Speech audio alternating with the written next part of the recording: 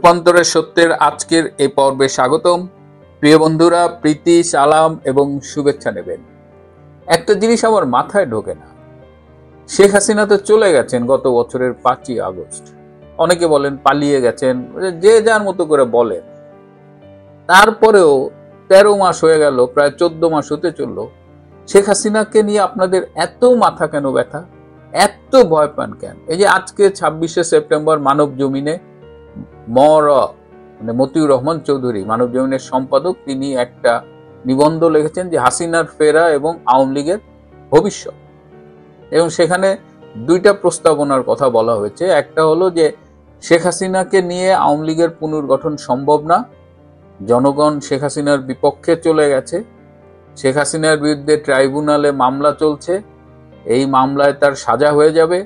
আচ্ছা, শেখ হাসিনাকে ছাড়া যদি আওয়ামী লীগের পুনর্গঠন সম্ভব না হয়, আওয়ামী লীগ কিভাবে পুনর্গঠিত হবে, এই সিদ্ধান্তটা কি মানব জমিনের মতিউর রহমান নেবে, নাকি ইনুস নেবে, নাকি ডাস্টবিন শফিক নেবে?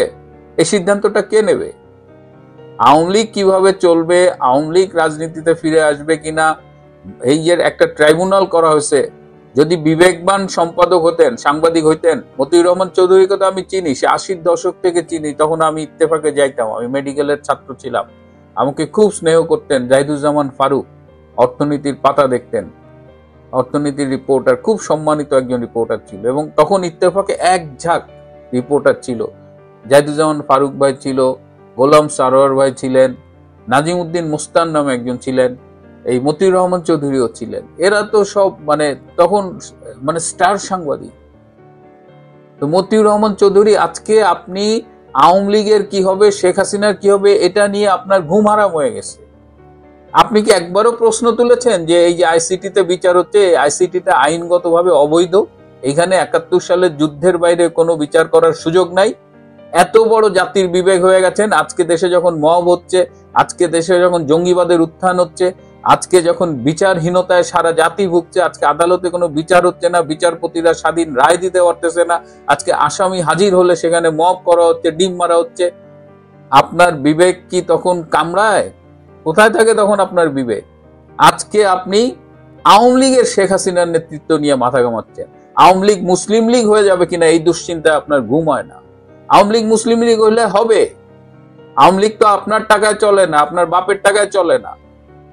আওয়ামী লীগ বাংলাদেশের জনগণ সিদ্ধান্ত নেবে যে আওয়ামী লীগ থাকবে কি থাকবে না। তিনি আবার দ্বিতীয় প্রস্তাবটা কি দিছে, শেখ হাসিনাকে সরায় 75 সালে পরে আওয়ামী লীগ যখন পুনর্গঠিত হয়, তখন জোহরা তাজউদ্দিনের নেতৃত্ব ছিল।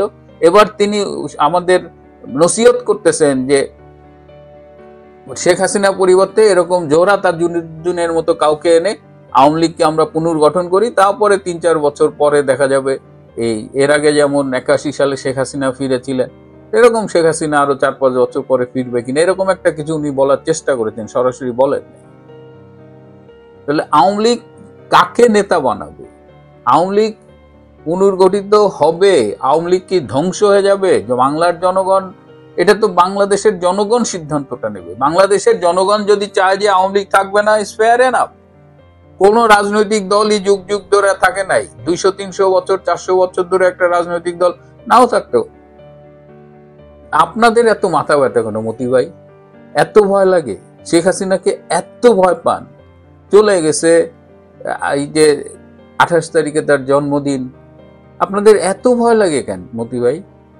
দেশটাকে বেচে দিচ্ছেন না, ষড়যন্ত্র করছেন, এত নীতি কথা বলেন, কত ডলার পাইছেন জাতির সামনে বলেন। জাতিকে বলেন যে শেখ হাসিনাকে হটানোর জন্য কত টাকার কন্ট্রাক্ট ছিল আপনার সাথে, ইউএস কত ডলার আপনার অ্যাকাউন্টে ঢুকছে, এগুলো বলেন। লজ্জা করে না আপনার? দেশ বিক্রির জন্য বিদেশের কাছে মাথা বেচা দেন। আপনি আসছেন শেখ হাসিনার নেতৃত্ব নিয়ে চিন্তা করতে। যে দেশে 4.5 কোটি সমর্থক, অনুসারী, নেতা কর্মী থাকে, আপনি সেই দলটার ভবিষ্যৎ নিয়ে চিন্তা করতেছেন? পালানোর কোনো জায়গা থাকবে আপনার? আপনি শেখ হাসিনা প্রধানমন্ত্রী ছিল বলেই আপনারা এইসব সাংবাদিকতা করে এত জায়গায় আসছেন। ইনুসের সমালোচনা করে দেখেন তো, মতিউর রহমান চৌধুরী কয়দিন সম্পাদক থাকে আর কয়দিন মানব জমিনে কি ছাড়তে পারেন? নিজেই তো বলছেন সাংবাদিকরা কথা বলতে পারে না।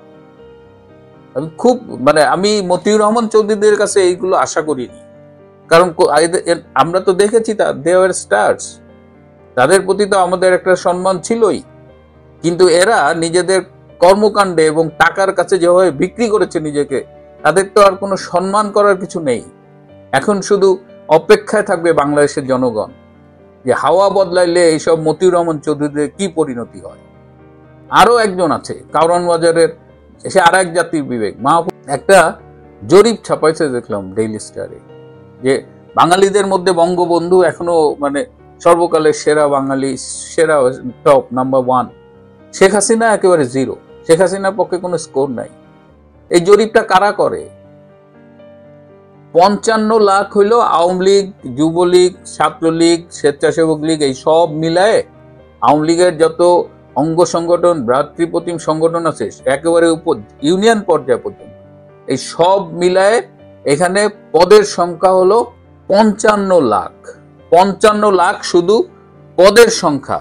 এই পদে যদি আপনি একজন দুজন ধরেন তাহলে তো 55 লাখ পদে 55 লোক, কিছু লোকের রিপিট আছে, তাহলে 45 লাখ লোক ধরি, তারা আমাদের পদ ধারণ করে এই সংগঠনে।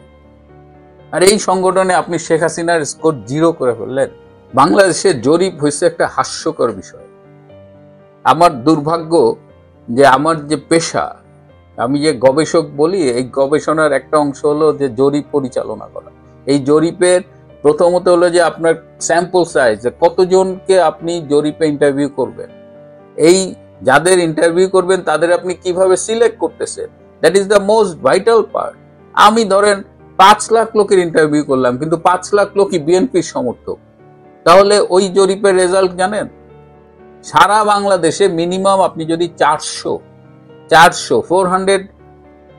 লোক সিলেক্ট করতে পারেন একদম র্যান্ডামলি, পিওরলি র্যান্ডামলি, এখানে কোনো পক্ষ, ওই 400 লোকই কিন্তু আপনার বাংলাদেশের একটা ধারণা আপনি পাবেন। তারপরে জরিপের অনেক এই sample size calculation, sample selection, যাদের আমরা ইন্টারভিউ করব, এগুলো বিভিন্ন পদ্ধতি আছে। এই পদ্ধতিগুলো বলা হয় না এই পদ্ধতিগুলো রিপ্রেজেন্টেটিভ কিনা, এই সিলেকশন র্যান্ডাম কিনা, বা কোনো কিছু বলা হয় না। একটা রেজাল্ট আপনারা জাতির সামনে হাজির করে দেন।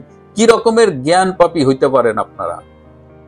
শেখ হাসিনার গ্রহণযোগ্যতাকে কারওয়ান বাজারে বৈশা আর কি, এগুলো তো সব এই যে জাতির বিবেক। আমাদের দুর্ভাগ্য হলো আমাদের জাতির বিবেকগুলোকে ডলারে কেনা যায়, কারো রেট একটু বেশি, কারো একটু কম। আর একজন আছে সেন্টার ফর গভর্নেন্স স্টাডিজ, তৃতীয় মাত্রা নামের একটা টক শোর, এই জিল্লুর রহমান, দিনের পর দিন 5 স্টার হোটেলে আপনি শেখ হাসিনার বিরুদ্ধে সেমিনার করেছেন, সরকারের বিরুদ্ধে।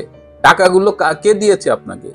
মার্কিন ডলার। আপনি সেই হিসাব প্রকাশ করেছেন জাতির সামনে, কত মার্কিন ডলারে বিক্রি হয়েছিলেন। স্টার্লিং বাংলাদেশে আসবে এই ব্যাপারে আপনি যোগাযোগ করে ডক্টর ইউনূসকে হেল্প করেছিলেন। যে স্টার্লিং সাথে ইউনূসের যোগাযোগ হয়েছে, ডক্টর ইউনূস আপনাকে ভুলে গেছে। ডক্টর ইউনূস এইটাই, ডক্টর ইউনূস কাউকে মনে রাখে না, নিজের স্বার্থের বাইরে এক ফোঁটাও বোঝে না। স্টার্লিং ডক্টর ইউনূস নিজের মতো করে গ্রামীণ ফোন টোন দিয়ে করছে, জিল্লুর রহমানকে নেয় নাই, এই জিল্লুর রহমানের ক্ষোভ। তার ভাগাভাগিতে বনে নাই বলে সে এখন মাঝে মধ্যে দেখবেন যে ইউনূসের এগেনস্টে কথা বলে, কিন্তু তাকে জিজ্ঞেস করবেন যে আমেরিকার কাছে কত টাকায় নিজেকে বিক্রি করেছিল। এই যে এইসব জ্ঞান পাপী, এইসব তথাকথিত সুশীল দেশটাকে ধ্বংস করেছে, কিন্তু নিজের ব্যাংক অ্যাকাউন্টটাকে ভারী করেছে। আমরাও বিদেশে থাকি, আমরা তো দেশের প্রশ্নে কখনোই কোনো আপোষ করিনি। দেশের কাছে এত ঋণ, দেশে পড়াশোনা করেছি, সরকারি টাকায় পড়াশোনা করেছি, স্কলারশিপ পেয়েছি, ঢাকা মেডিকেল কলেজে পড়েছি, সবই তো বাংলাদেশের কাছে আমাদের ঋণ। এই ঋণ তো কোনোদিন শোধ হবে না। তারপরেও চেষ্টা করেছি, যদি সামান্য কোনো সুযোগ থাকে আমার এক্সপার্টিজের জায়গা থেকে, আমি সেটা নির্দ্বিধায় দেশের জন্য করেছি, এবং কোনো দিন তার বিনিময়ে দেশের কাছ থেকে কিছু নেইনি। কারণ অলরেডি এত ঋণ, আবার কি ঋণ বাড়াবো? বলছি ভাই, শেখ হাসিনাকে একটু ছাড়েন, আওয়ামী লীগকে একটু ছাড়েন। আপনারা দেশ চালাচ্ছেন, দেশটাকে ধ্বংস করতেছেন। তারপরেও জরিপ করে বলেন 72% আপনাদের সাথে, 80% আপনাদের সাথে। সেই জরিপের এতই রোশনায় যে তার পাশে আবার ডাস্টবিন শফিককে বসায় রাখতে হয়। তো সারা পৃথিবীতে মানুষজন তো এই মেথডস বিষয়গুলো জানে, গবেষণা পদ্ধতি নিয়ে তো কাজ করা হয়। যা ইচ্ছা আপনারা বলতে পারেন, কিন্তু জনগণের লিজ নিয়েন না। জনগণ সময় মতো তাদের কাজটা করবে। আপনারা পালাবার পথ পাবেন কিনা সেটা আপনারা ভাবতে পারেন। আমি জানি আপনারা রাতে ঘুমাইতে পারেন না। রাতে যদি ঘুমাইতে পারতেন, যদি নির্ভয়ে চলাফেরা করতে পারতেন, তাহলে শেখ হাসিনাকে নিয়ে পড়ে থাকতেন না। এখন তফসি জপে লাভ নাই, যুদ্ধ শুরু হয়ে গেছে। সেই যুদ্ধে আপনাদের পক্ষ নির্ধারিত, দেশ বিক্রি করেছেন, বিদেশি প্রভুর পদলেহন করেছেন, তাদের দালালি করেছেন। এর পরিণতি কি হবে, ভালো না মন্দ, সময় সেটা বলে দেবে। প্রিয় বন্ধুরা, আজ একটু বলতেই হলো, এই কথাগুলো বলা দরকার। কারণ আমরা কিছু বলি না বলে তারা বাড়তে বাড়তে বাড়তে মানে একেবারে আকাশের উপরে উঠে গেছে তাদের মাথা।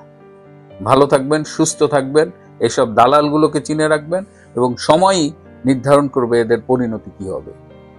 সবাইকে ধন্যবাদ।